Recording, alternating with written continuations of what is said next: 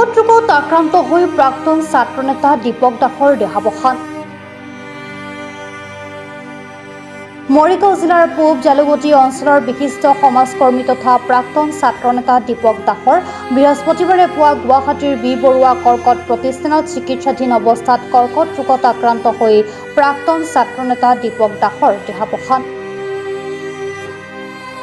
দীৰ্ঘদিন ধৰি তেখেত কৰ্কট ৰোগত ভুগি আছিল। তেখেতৰ নশ্বৰ দেহ গৃহলৈ অনাৰ পিছতে অঞ্চলটোত শোকৰ ছাপ পৰে আৰু স্থানীয় ৰাইজে অন্তিম শ্ৰদ্ধাঞ্জলি জ্ঞাপন কৰে। সমাজ সেৱা আৰু বিভিন্ন সামাজিক সাংস্কৃতিক সংগঠনৰ সৈতে ওতঃপ্ৰোতভাৱে জড়িত দাস মৰিগাঁও ৰাজ চক্ৰ কাৰ্যালয়ৰ অৱসৰপ্ৰাপ্ত লাট মণ্ডল আছিল। মৃত্যুৰ সময়ত তেখেতে পত্নী, দুজন পুত্ৰ, এগৰাকী জীয়ৰীসহ বহু আত্মীয় স্বজন এৰি যায়। তেখেতৰ বিয়োগত অঞ্চলটোৰ লগতে জিলাখনত গভীৰ শোকৰ ছাপ পৰে। আমাৰ জালুকগুটিবাসী তথা মৰিগাঁওবাসীৰ কাৰণে সঁচাকৈ এদিন এটা সুখৰ দিন, কাৰণ আমাৰ পূব জালুকগুটি গাঁৱৰ এজন নিষ্ঠাবান ব্যক্তি সামাজিক দীপক কুমাৰ দাস, তেখেত জটিল ৰোগত আক্ৰান্ত হৈ আছিল আৰু আজি তেখেত দেহসংসাৰ ত্যাগ কৰিছে। আৰু এই মানে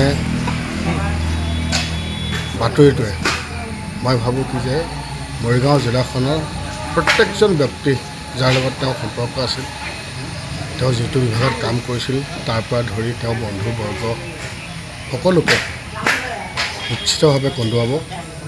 আৰু আমিও চকুপানী টুকিছোঁ, কাৰণ সৰুৰ পৰাই আমি এনে এজন ব্যক্তিক লগ পাইছিলোঁ যাৰ অন্তৰত শত সহস্ৰ মৰম আছিল, যাৰ কথা মৃদুভাষী, খুব সুন্দৰভাৱে মানুহক ব্যৱহাৰ কৰে, ভাল কৰে।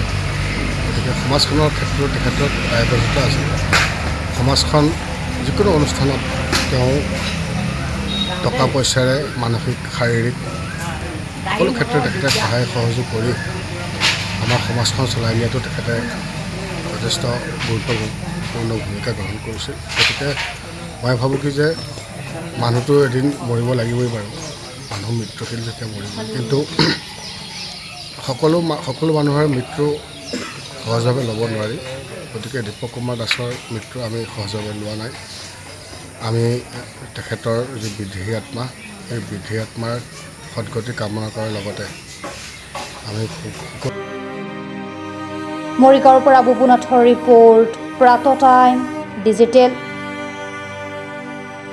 শদিয়াৰ পৰা ধুবুৰীলৈ, বৰাকৰ পৰা ব্ৰহ্মপুত্ৰলৈ সকলোৰে মাজত চিনাকি এটা নাম প্ৰাতঃ টাইম।